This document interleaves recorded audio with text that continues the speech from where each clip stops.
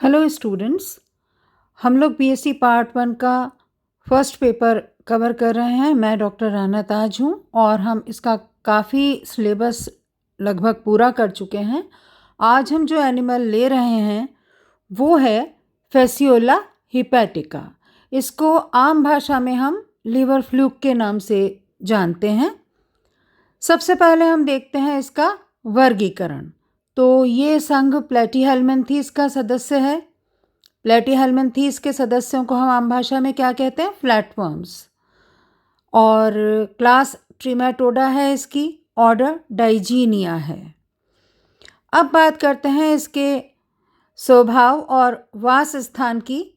तो ये एक परजीवी है और द्विपोषी या डाइजेनेटिक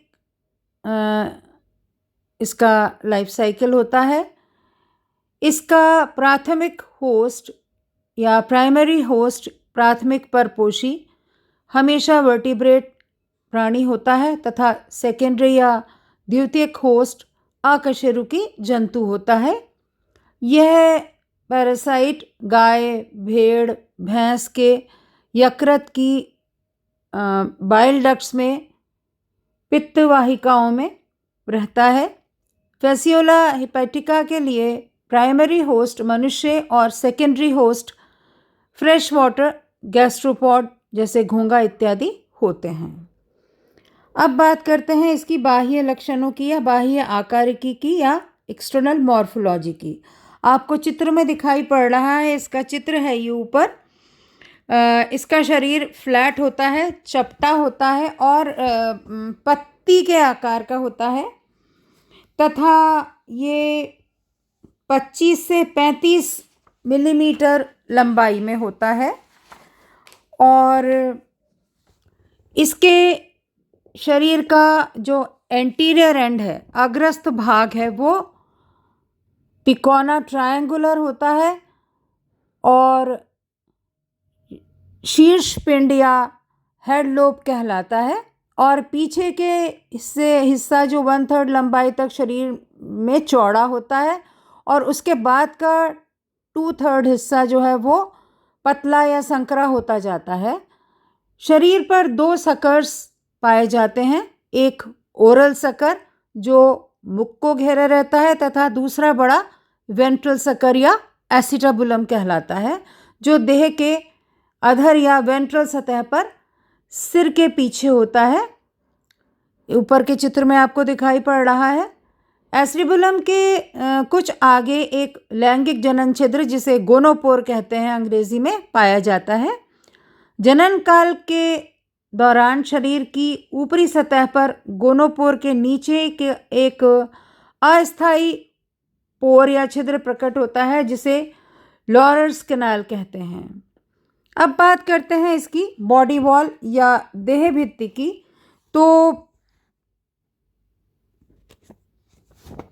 इसकी बॉडी वॉल निम्न स्तरों से बनती है। सबसे पहला है टेगुमेंट, फिर बेसमेंट मेम्ब्रेन या आधारी झिल्ली, फिर है मस्कुलेचर या पेशीय स्तर और फिर है मीजेनकाइम। देह भित्ति में एपिडर्मिस जो है वो अनुपस्थित होती है। सबसे पहले बात करते हैं हम टेगुमेंट की। ये स्तर जो है ये फेसियोला के शरीर को, जो इसका परपोषी है, उसके पाचक रसों से सुरक्षित रखता है और इसी कारण से ये मोटा और दृढ़ स्ट्रॉन्ग होता है। इस स्तर में कोशिकाओं में माइटोकॉन्ड्रिया, एंडोप्लाज्मिक रेटिकुलम, वैक्यूल्स तथा पिनोसाइटिक वेसिकल्स जो है वो पाए जाते हैं। बेसमेंट मेम्ब्रेन या आधारी झिल्ली जो है ये बहुत पतला स्तर है और एसिडोफिलिक होता है, यानी कि एसिड लविंग होता है। फिर तीसरा स्तर है पेशीय स्तर या मस्कुलेचर। देह भित्ति में बाहर की ओर सर्कुलर और लॉन्गिट्यूडनल मसल्स पाए जाते हैं। ये सभी पेशियां चिकनी प्रकार की होती हैं। चौथा है मीजेनकाइम। मीजेनकाइम जो है इसका वास्तव में ओरिजिन या उद्भव मीजोडर्म से होता है और ये विभिन्न आंतरिक अंगों को घेरे रहता है। ये लेयर जो है एक या दो केंद्रकीय इर्रेगुलर कोशिकाओं से मिलकर बनता है, यानी कि कोशिकाएं जो हैं वो अनियमित आकार की होती हैं और एक या दो केंद्र युक्त होती हैं। इन कोशिकाओं में लंबे प्रोसेस या प्रवर्ध होते हैं जो टेगुमेंट के बेस तक या आधार तक फैले रहते हैं। ऐसा माना जाता है कि ये प्रवर्ध या प्रोसेस टेगुमेंट का जो है वो स्त्रावण करते हैं। अब बात करते हैं हम इसकी श्वसन की या रेस्पिरेशन की। जैसा कि हम जानते हैं ये परपोषी जीवन यापन करता है, तो ये एनारोबिक या अवायवीय श्वसन इसमें मिलता है। इस क्रिया में जो जमा ग्लाइकोजन है वो अवायवीय ग्लाइकोसिस द्वारा यानी कार्बन डाइऑक्साइड और फैटी एसिड्स में टूट जाता है। ग्लाइकोलाइसिस का अंतिम जो उत्पाद या एंड प्रोडक्ट है वो लैक्टिक एसिड होता है। कार्बन डाइऑक्साइड सामान्य शरीर सतह से डिफ्यूजन के द्वारा निकल जाती है और लैक्टिक एसिड उत्सर्जन तंत्र द्वारा शरीर के बाहर निष्कासित कर दिया जाता है। ये एक्सोथर्मिक रिएक्शन है जिसमें ऊर्जा निकलती है। अगर इस जीव को फ्री ऑक्सीजन भी मिले तो ये एरोबिक रेस्पिरेशन भी इसमें संभव होता है। अगला तंत्र है डाइजेस्टिव सिस्टम या पाचन तंत्र। फैसियोला में आहार नाल जो है वो अपूर्ण होती है और गुदा का इसमें अभाव होता है।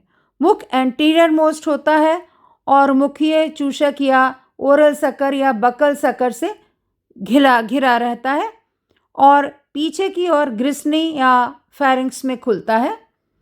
फेरेंजियल कैविटी बहुत पतली या सक्रिय होती है तथा इसमें रेडियल मसल्स और फेरेंजियल ग्लैंड्स पाए जाते हैं। फेरिंक्स जो है वो पतली एवं बहुत छोटी सी ईसोफेगस या ग्रास नाल में खुलती है और ये ग्रास नाल आंत्र से जुड़ी रहती है।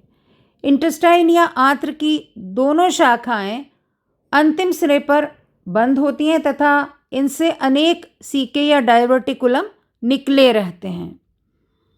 ये होस्ट की बाइल डक्ट से बाइल या लिम्फ आदि प्राप्त करता है। ओरल सकर व ग्रसनी के पंपिंग एक्शन के द्वारा ये भोजन ग्रहण करता है। अब बात करते हैं इसमें पाचन क्रिया की या डाइजेशन की। पाचन जो है इसमें वो बहिकोशिकीय या एक्स्ट्रा सेलुलर होता है। ये आंत्र में संपादित होता है और पचित भोजन का जो वितरण है वो इंटेस्टाइनल सीका द्वारा होता है और जो अनडाइजेस्टेड या अपचित फूड है, भोजन है, वो मुख के द्वारा ही शरीर के बाहर त्याग दिया जाता है। ग्लूकोज और फ्रक्टोज का जो वितरण है वो सीधा देह सतह से इसके शरीर में हो जाता है। जो स्टोर्ड फूड या संचित भोजन है मीजेनकाइम व मसल्स में ग्लाइकोजन के रूप में जो है वो रहता है। अब बात करते हैं इसकी उत्सर्जन की या एक्सक्रीटरी सिस्टम की। यह तंत्र जो है फ्लेम सेल्स ज्वाला कोशिकाएं जो हैं वो उत्सर्जन अंग है। इनमें एक्सक्रीटरी कैनाल्स उत्सर्जन नलिकाएं या व प्रोटोनेफ्रिडिया मिलकर इसका निर्माण करती हैं। फ्लेम सेल्स क्या हैं? ये वास्तव में मॉडिफाइड या रूपांतरित मीजेनकाइम की कोशिकाएं होती हैं जो मीजेनकाइम में विशेष रूप से वितरित रहती हैं, अनियमित आकार की होती हैं तथा इनकी सतह पर स्यूडोपोडियल प्रवर्ध निकले रहते हैं और हर कोशिका में एक अंतः कोशिकीय गुहा होती है जिसमें बेसल ग्रेन्यूल या आधारी कणिका से निकली कुछ लंबी सीलिया पाई जाती है। एक्सक्रीटरी कैनाल्स या उत्सर्जन नलिकाएं। प्रत्येक फ्लेम सेल की अंतः कोशिकीय गुहा अंतस्थ कोशिका वाहिनी द्वारा केशिका नलिका में खुलती है। ये वाहिनियाँ 4 ट्रंक्स में खुलती हैं, 2 पृष्ठीय और 2 अधर सतह पर होती हैं। पश्च भाग में ये मिलकर एक लॉन्गिट्यूडनल एक्सक्रीटरी कैनाल में खुलती हैं। शरीर के पश्चिम भाग में पहुंचकर ये एक एक्सक्रीटरी पोर द्वारा पोस्टीरियर वेंट्रल सरफेस पर या पश्च अधरीय सतह पर बाहर शरीर से खुलती हैं। तो ये था इनका उत्सर्जन तंत्र। अब फिजियोलॉजी ऑफ एक्सक्रीशन क्या होती है? लीवर फ्लूक का जो मुख्य उत्सर्जी उत्पाद या एक्सक्रीटरी प्रोडक्ट है वो फैटी एसिड्स, कार्बन डाइऑक्साइड और अमोनिया होते हैं। ये उत्पाद आसपास की मेसेनकाइम में वितरित होकर फ्लेम सेल्स में पहुंच जाते हैं और ये फ्लेम सेल्स से विभिन्न वाहिनियों तथा नलिकाओं से होता हुआ उत्सर्जन छिद्र द्वारा शरीर के बाहर ये अपशिष्ट जो है, वेस्ट जो है, ये त्याग दिया जाता है। तो ये हम आज के लेक्चर में यहीं तक पढ़ेंगे। नेक्स्ट लेक्चर में हम इस एनिमल का बचा हुआ भाग जैसे नर्वस सिस्टम है, रिप्रोडक्टिव सिस्टम है, इसका अध्ययन करेंगे। थैंक यू, धन्यवाद।